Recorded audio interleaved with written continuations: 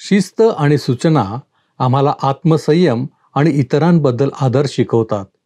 इतर जेव्हा बोलत असतात त्यावेळी आम्ही ऐकायला शिकतो आणि इतरांची पाळी येण्याची वाट पाहतो, ज्यामुळे सकारात्मक वातावरण निर्माण होते. काय आम्ही शिस्त आणि सूचनांचे पालन करतो? उपासना उपासना उपासना उपासना प्रभुजी करो उपासना प्रभुजी करो उपासना उपासना उपासना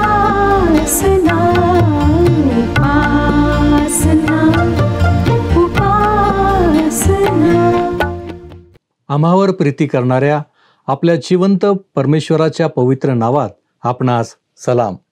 उपासना कार्यक्रमामध्ये आपले स्वागत आहे. प्रियांनो, मनुष्य कोणत्याही वयाचा असो त्याच्या जीवनात शिस्त असावी असे अपेक्षित केले जाते. लहान वयामध्ये लावलेली शिस्त मोठे झाल्यावरही जीवनावर छाप टाकणारी होते. म्हणूनच आपल्याकडे लहान वयात शिस्त लावली जाते. ज्ञानी लोकांची संगत असणे आणि सूचनांचे पालन किती महत्त्वाचे आहे हे आपल्याला लवकरच आजच्या अध्ययनाद्वारे समजणार आहे. बऱ्याच वेळा घरामधील भांडणांचे कारण शब्दांवर नियंत्रण न ठेवणे हे असते. कोणत्या वेळी काय बोलले पाहिजे, तसेच त्याचा परिणाम नक्की कोणावर होणार आहे याचाही विचार महत्त्वपूर्ण असतो. प्रियांनो, या आणि इतर अनेक व्यावहारिक गोष्टी आपल्याला आजच्या अध्ययनात शिकायला मिळणार आहेत. तर मग करायची ना आपल्या अध्ययनाची सुरुवात? श्रोत्यांनो, नीतिसूत्राचे पुस्तक 13वा अध्याय आज आम्ही सुरू करीत आहोत. नीतिसूत्राचे पुस्तक फक्त मनोरंजकच नाही, तर तुम्हाला व मला सुज्ञता शिकवणारे पुस्तक आहे. त्यामध्ये जीवनाची फार मोठी तत्वे सांगितल्या गेली आहेत. या पुस्तकाच्या 13व्या अध्यायाचा अभ्यास जेव्हा आम्ही करणार आहोत तेव्हा काही तत्वांवर मननचिंतन आम्ही करणार आहोत. माझा विश्वास आहे की या अध्ययनाद्वारे आम्हाला पुष्कळ सहाय्य प्राप्त होईल. नीतिसूत्राचे पुस्तक 13वा अध्याय आणि पहिलं वचन. सुज्ञपुत्र बापाचे शिक्षण ऐकतो, पण धर्मनिंदक वाग्दंडाला मोजीत नाही. शल्मोन जरी दाविदाचा लाडका मुलगा नव्हता, तरी त्याने दाविदाचे सांगणे ऐकले. आपल्या वडिलांचे सांगणे ऐकणाऱ्या सुज्ञपुत्राचे तो एक उदाहरण आहे. परंतु त्याचाच मुलगा रहाबाम धर्मनिंदक मुलांचे एक उदाहरण आहे. पवित्र शास्त्रात अनेक ठिकाणी वडीलधाऱ्या माणसांचे सांगणे ऐकण्याची आज्ञा देण्यात आली आहे आणि तशी आज्ञा न पाळण्याने अनर्थ ओढून घेणाऱ्या रहाबामाचीही त्यामध्ये उदाहरणे आहेत. दुर्दैवाने आजच्या जगात बापाचे न ऐकणे एक शहाणपणाचे लक्षण समजले जाते. तरुणांना त्यात मूर्खपणा वाटतो, परंतु ते एक गोष्ट विसरतात की वयोवृद्ध लोक अनुभवांमुळे ज्ञानवृद्धही असतात आणि जीवनाची मौल्यवान व आवश्यक तत्वे ते मोठ्या कठोर अनुभवांमधून शिकलेले असतात. आजच्या जगातल्या अनेक समस्यांच्या मागे एक कारण आहे, ते म्हणजे वडीलधाऱ्या अधिकार असलेल्या व्यक्तींना जुन्या मताचे समजून त्यांच्या विरुद्ध बंडखोरपणाने वागणे, त्यांचा अधिकार व त्यांची सुज्ञता तुच्छ मानणे. पवित्र शास्त्र अनेक ठिकाणी या मोठ्या चुकीविषयी सावधगिरीचा इशारा देते. नीतिसूत्रे 13वा अध्याय 2 आणि 3 वचने सांगतात, तोंडच्या शब्दांनी मनुष्य स्वतः चांगले फळ भोगितो, पण कपटी इस्माच्या जीवाला बलात्कार रूप फळ मिळते. जो आपले तोंड सांभाळितो तो आपला जीव राखितो, जो आपले तोंड वाचतो त्याच्यावर अरिष्ट येते. इतरांविषयी कुजबुजणे ही एक भयंकर गोष्ट आहे. तसेच व्यर्थी बोलणेही, अर्थात 2 अर्थ ठेवून बोलणे ही वाईट गोष्ट आहे, कारण त्यातून अश्लील अर्थ अभिप्रेत होतात. श्रोत्यांनो, जुन्या कराराचा नीट अभ्यास केला तर आपल्या लक्षात एक गोष्ट नक्की येईल की पूर्वी लोक जे बोलत असत ते प्रत्यक्षात उतरत असे. म्हणजे अब्राहम किंवा याकोब यांनी जेव्हा आशीर्वाद उच्चारले तेव्हा त्यांचे आशीर्वाद प्रत्यक्षात उतरले. देवाचे सेवक जेव्हा शाप उच्चारत तेव्हा ते सत्यात उतरत असत. त्यांचे शब्द फार मोलाचे व प्रभावकारी असत. परंतु आजकाल तुम्ही व मी शब्द वाटेल तेव्हा वाटेल तसे वापरतो. ते अनावश्यकपणेही वापरतो आणि साहजिकच त्यामुळे शब्दांना किंमत राहिली नाही. शब्द रिकाम्या भांड्याप्रमाणे निरर्थक झाले आहेत. पण लक्षात घ्या की पवित्र शास्त्र शब्दांच्या उपयोगाविषयी परखड शिकवण देते. जेव्हा आम्ही इतरांशी बोलतो तेव्हा आमचे बोलणे विधायक कार्य साधू शकते किंवा ते कोणाचा नाश करण्यासही कारणीभूत होतात. उदाहरणार्थ, मी उगीच कोणाला तू मूर्ख आहेस असे म्हटले तर त्या व्यक्तीवर त्याचा निश्चित परिणाम होतो व तिच्या मनात एक भयंकर न्यूनगंड निर्माण होतो. ही गोष्ट त्या व्यक्तीच्या व्यक्तिमत्वासाठी घातक तर होतेच, परंतु मी माझ्या बोलण्याने देवाचा क्रोध स्वतःवर ओढून घेते. कारण पवित्र शास्त्र आम्हाला मत्तेकृत शुभवर्तमान 5 अध्याय 22 वचनातून शिकवते. मत्तेकृत शुभवर्तमान 5 अध्याय 22 वचन.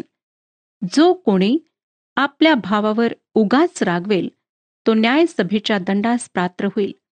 जो कोणी आपल्या भावाला अरे वेडगळा असे म्हणेल तो वरिष्ठ सभेच्या दंडास पात्र होईल. आणि जो कोणी त्याला अरे मूर्खा असे म्हणेल तो अग्नी नरकाच्या दंडास पात्र होईल. म्हणजे मी कोणाला मूर्ख म्हणत असेन तर मी केवळ त्या व्यक्तीलाच दुखावत नाही तर स्वतःवरही अरिष्ट ओढून घेते. तसेच आम्ही परमेश्वरासमोर काय प्रार्थना सादर करतो त्याविषयी ही काळजी घ्यायला हवी. पवित्र शास्त्र आम्हाला उपदेशकाचे पुस्तक 5 अध्याय 2 आणि 6 वचनात सांगते. उपदेशकाचे पुस्तक 5 अध्याय 2 आणि 6 वचन. तू आपल्या मुखाने उतावळा असू नको आणि तुझ्या हृदयाने देवासमोर काही उच्चारायला त्वरा करू नये. कारण देव आकाशात आहे आणि तू पृथ्वीवर आहेस. यामुळे तुझी वचने थोडी असावीत आणि तू आपल्या मुखाला आपला देह पापिष्ट करू देऊ नको आणि ती चूक होती असे देवाच्या दूतासमक्ष म्हणू नको. तुझ्या शब्दांमुळे देवाने का कोपित व्हावे आणि तुझ्या हाताचे काम नष्ट करावे. श्रोत्यांनो, तुम्हाला इफ्ताहाची गोष्ट आठवतच असेल. त्याने इस्रायलच्या शत्रूंवर विजय मागताना देवाजवळ नवस करून म्हटले की मी या शत्रूंपासून सुखरूप माघारी येईल तेव्हा जे काही मला भेटायला माझ्या घराच्या दाराबाहेर येईल ते यहोवाचे होईल आणि ते मी होमार्पण म्हणून अर्पण करेन. आणि तो तसा सुखरूपपणे घरी आला तेव्हा त्याची एकुलती एक कुमारी असलेली मुलगी त्याला सामोरी आली आणि इफ्ताहाला आपला नवस पूर्ण करावा लागला. त्याने आपले तोंड वासले आणि त्याच्यावर अरिष्ट आले. मला स्वतःला कधीकधी या गोष्टीचा अनुभव आला आहे की अयोग्य ठिकाणी आपले तोंड उघडल्याने फार पश्चाताप करण्याची वेळ येते. प्रिय श्रोत्यानो, परंतु आम्ही देवाच्या सामर्थ्याने आपल्या जिभेवर ताबा मिळवू शकतो ही गोष्ट मला फारच धीर देणारी आहे. काही लोक लैंगिक सुखाविषयी खूप बोलतात, परंतु नंतर त्यांचे विवाह भंगलेले आढळतात. असल्या बोलण्याविरुद्ध हे नीतिसूत्रातले वचन आम्हाला सावध करते. नीतिसूत्रे 13 अध्याय 4 वचन. आळशाच्या जीवाला हाव असते तरी त्याला काही मिळत नाही. उद्योगांचा जीव पुष्ट होतो. आपणाला आठवतच असेल की प्रेषित पौलाने ही गोष्ट अगदी परखडपणे व्यक्त केली. थेसलोनिका येथील मंडळीत काही विश्वासणारे आळशी होते. ते आपल्या काम न करण्याविषयी सबब देण्यात तत्पर असावेत. पौल त्यांना उद्देशून थेसलोनिकाकरास दुसरे पत्र 3 अध्याय आणि 10 वचनात म्हणतो. थेसलोनिकाकरास दुसरे पत्र 3 अध्याय 10 वचन. कोणाला काम करण्याची इच्छा नसली तर त्याने खाऊही नये. जे धडधाकट असून आळशी आहेत त्यांच्यावर दया करण्याची गरज नाही. आम्ही प्रत्येकाने काम करायला हवे आणि प्रभू येशू पुन्हा येणार आहे असा जर आमचा विश्वास असेल तर आम्ही नक्कीच अधिक कार्यशील होऊ. आता आपण पुढची वचने वाचूया. 5 आणि 6 वचने. धार्मिकाला असत्याचा तिटकारा असतो, परंतु दुर्जन अप्रतिष्ठा व निंदा यास कारण होतो. धार्मिकता सात्विक मार्गाने चालणाऱ्याचे रक्षण करीते. दुष्टता पातक्यास उताना पाडिते. श्रोत्यांनो, ही गोष्ट व्यावहारिक न्यायत्वाविषयी आहे आणि अंतरंगातल्या सत्याच्या संदर्भात आहे. जे असत्य आहे त्याचा परमेश्वर तिरस्कार करतो. ते त्याला सहन होत नाही. देवाच्या लेकराने आपल्या जीवनातल्या पापाला ओळखून येशूच्या साह्याने ते दूर करायला हवे. आपला जुना स्वभाव, त्याची प्रवृत्ती पापाकडे होती. खोटे बोलणे हे अगदी सहजपणे आम्हाला जमते. परंतु परमेश्वराला त्याचा तिरस्कार आहे आणि एक दिवस तो त्याचा योग्य तो न्याय करणार आहे. लक्षात घ्या की 1 खोटे पचविण्यासाठी 100 खोटी बोलावी लागतात. म्हणजे साहजिकच ती 100 खोटी पचविण्यासाठी आणखी कितीतरी खोटे आम्हाला बोलावे लागते. ते तर शक्य नाही, म्हणजे खोटे कधीतरी उघडकीस येतेच. सत्य फार काळ लपत नाही आणि तुम्हाला माहीत आहे की ज्यांचा स्वर्गात प्रवेश होणार नाही अशा लोकांच्या यादीमध्ये लबाडी करणारेही आहेत. कोणी म्हणेल, प्रत्येक वेळेला सत्य बोलणे शक्य नाही. मला हे तर खोटेपणाचे समर्थन वाटते. पवित्र शास्त्र आम्हाला प्रीतीने सत्य बोलायला शिकवते आणि सुज्ञतेने बोलायला शिकवते आणि खरोखरच परमेश्वराला असत्याचा वीट आहे हे आम्हाला वारंवार शिकवल्या गेले आहे. आता आपण 7वे वचन वाचूया. कित्येक असे आहेत की ते श्रीमंतीचा आव आणतात तरी त्यांच्याजवळ काही एक नसते. कित्येक असे आहेत की ते गरिबी दाखवितात तरी त्यांच्यापाशी बहुत धन असते. आमच्या जुन्या स्वभावाची एक झलक आम्हाला येथे पाहायला मिळते. आमच्यापैकी अनेक जण गरीब असतात, परंतु आपल्यापेक्षा सुस्थितीत असलेल्यांची बरोबरी करायला आम्हाला फार आवडते. जे आमच्याजवळ नाही ते असल्याचा आम्ही देखावा करतो, किंवा ज्या वस्तीत राहणे आम्हाला परवडत नाही तेथे आम्ही राहतो. परंतु असेही काही लोक आहेत की ते धनवान आहेत पण तरीही आपल्या गरिबीविषयी बोलत राहतात. आमच्या मंडळीमध्ये एक सभासद होता. तो अतिशय श्रीमंत होता, पण तो दुसऱ्यांपेक्षा कमीच दान देत असे आणि तो सतत महागाईविषयी बोलून म्हणत असे की असल्या महागाईमुळे एक दिवस त्याचे दिवाळे निघेल. हे दोन्ही प्रकारचे वर्तन देवाला आवडत नाही, कारण ते दांभिक आहे. हे एक ढोंग आहे. या दोन्हींची आपल्याला अजिबात गरज नाही. श्रोत्यांनो, आम्ही जसे आहोत तसे आम्ही जगायला हवे, कारण असली ढोंगे फार काळ टिकत नाहीत. जेव्हा सत्य परिस्थिती उघडकीस येते तेव्हा आमची तोंडे लाजेने काळवंडून जातील.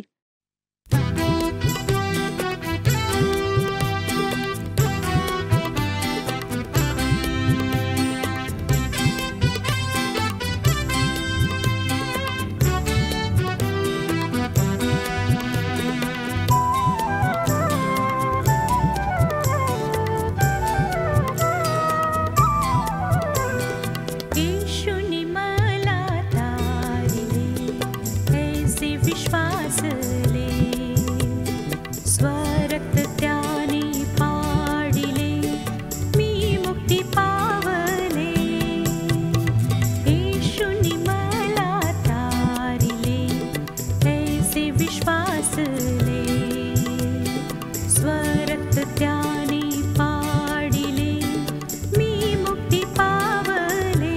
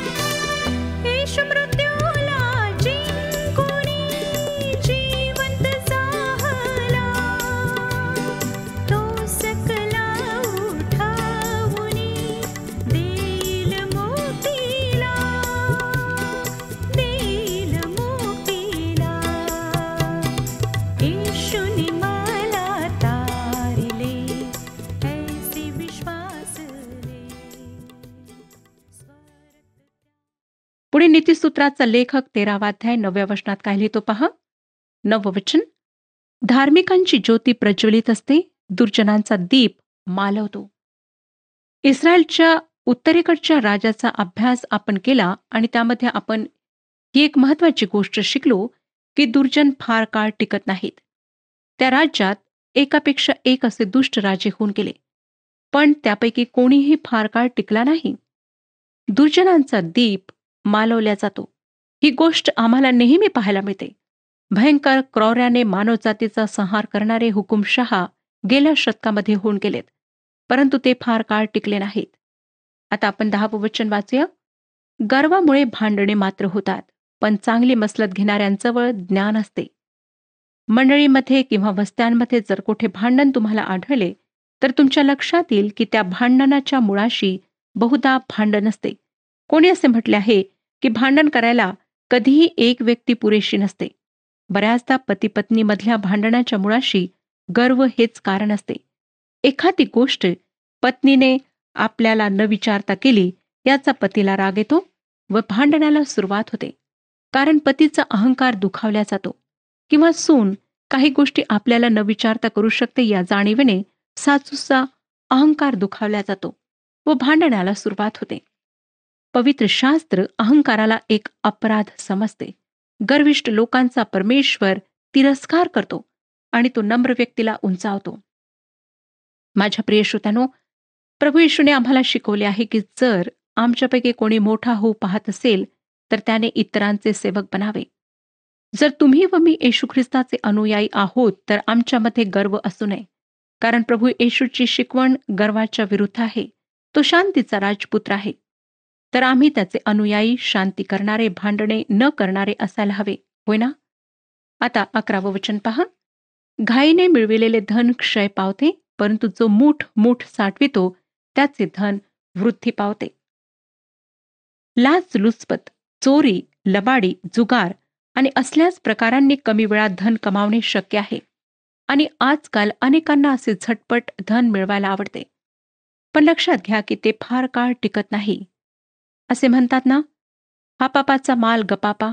झटपट मिळवलेले धन संपून जायला वेळ लागत नाही, परंतु जो कष्ट करून, बचत करून पैसा गाठीला बांधतो त्याचे धन नक्कीच वृद्धी पावते.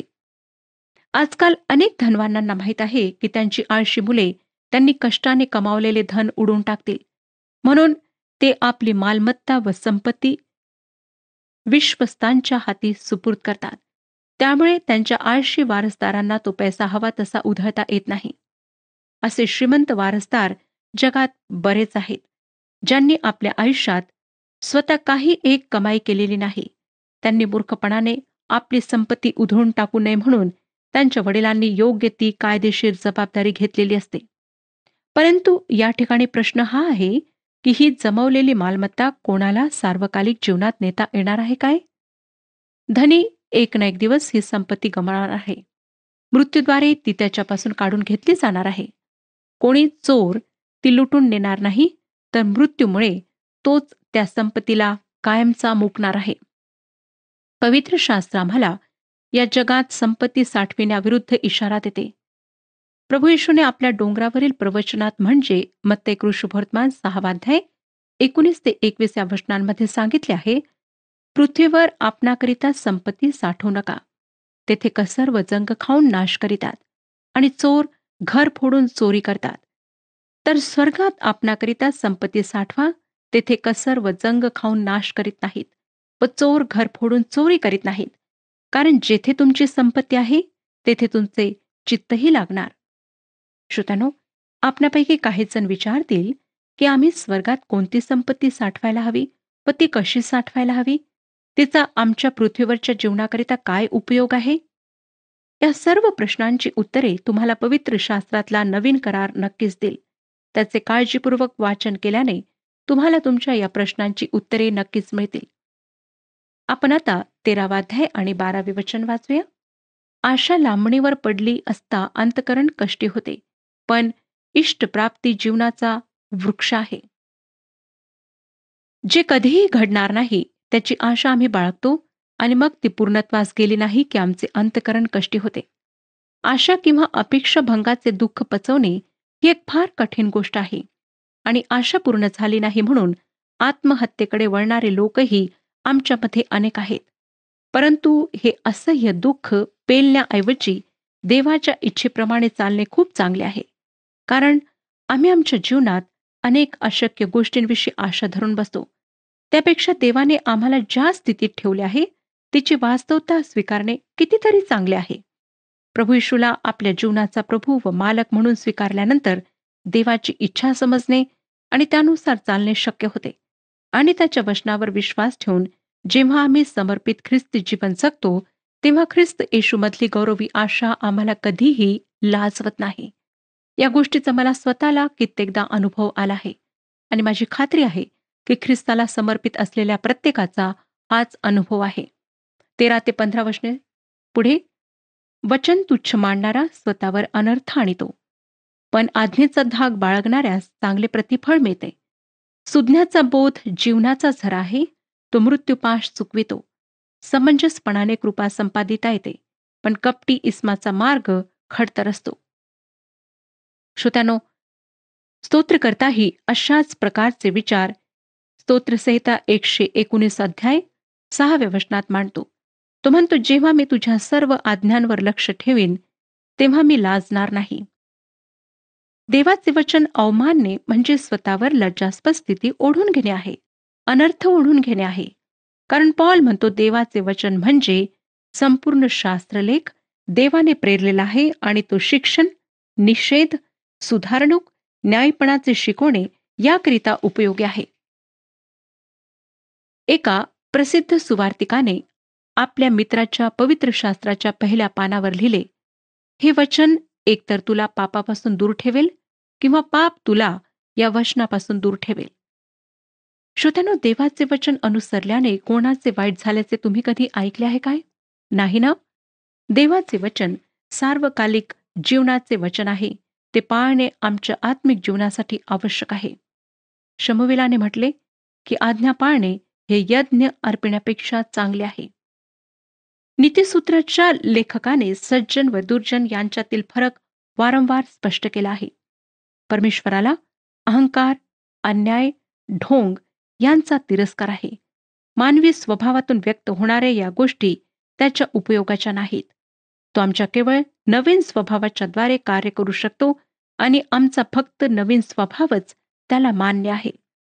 तो तुम्हाला व मला आमच्या जुन्या स्वभावासह जो फक्त पाप करण्यास प्रवृत्त करतो त्या जुन्या स्वभावासह स्वर्गात नेणार नाही. देवाने आपली इच्छा यशायाचे पुस्तक 66 अध्याय 2 वचनात प्रगट केली आहे. यशया 66 अध्याय 2 वचन. तो म्हणतो, जो दीन व भग्न हृदय आहे व माझी वचने ऐकून कंपायमान होतो त्याचकडे मी पाहतो. देवाने आम्हाला मान्य करावे अशी आमची इच्छा असेल तर आम्ही त्याच्याकडे असेच भग्न व अनुतप्त हृदयाने यायला हवे. गर्वासह आम्ही त्याकडे येऊ शकत नाही आणि त्याचे वचन किंवा त्याच्या आज्ञा यांचा तिरस्कार करण्याचे धाडस आम्ही करता कामा नये. 17वं वचन सांगतं, दुष्ट जासूद संकटात पडतो पण विश्वासू वकील एक औषधी आहे. आम्हाला आमच्या प्रशासनात अत्यंत प्रामाणिक लोकांची गरज आहे. श्रोत्यानो, प्रामाणिकपणा परमेश्वराला संतोषवितो. 24वं वचन सांगतं, जो आपली छडी आवरितो तो आपल्या मुलाचा वैरी होय, पण जो वेळीच त्याला शिक्षा करीतो तो त्याचवर प्रीती करणारा होय. श्रोत्यानो, बाल मानसशास्त्र हेच आहे. देवाच्या लेकरांना हीच गोष्ट सांगितल्या जाते, मुलांनो आपल्या आईबापांची आज्ञा पाळा, परंतु आपल्या मुलांना चिरडीस आणू नका, असे वडिलांना सांगितल्या जाते. म्हणजे आपल्या रागात मुलांना मारू नका, तर राग शमल्यावर आपल्या मुलाजवळ शांतीने बसा व त्याला शिस्त नीट समजून सांगा. ही गोष्ट फार महत्वाची आहे. अशा प्रकारे शिस्त लावणे फार महत्वाचे आहे. 25वं वचन, धार्मिक पोटभर जेवितो परंतु दुर्जनांचे पोट रीते राहते. ही गोष्ट अत्यंत खरी आहे. मला खात्री आहे श्रोत्यानो की आजच्या वचनाच्या द्वारे परमेश्वर आपणाशी बोललेला आहे. परमेश्वर आपणा सर्वांस आशीर्वाद देव.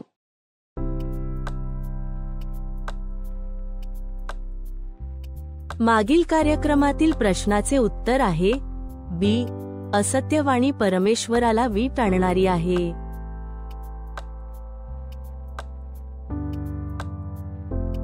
आजचा प्रश्न, कोणत्याही समानचा मार्ग खडतर असतो? ए. मूर्ख, बी. शून्य, सी. वाचाळ, डी. कपटी.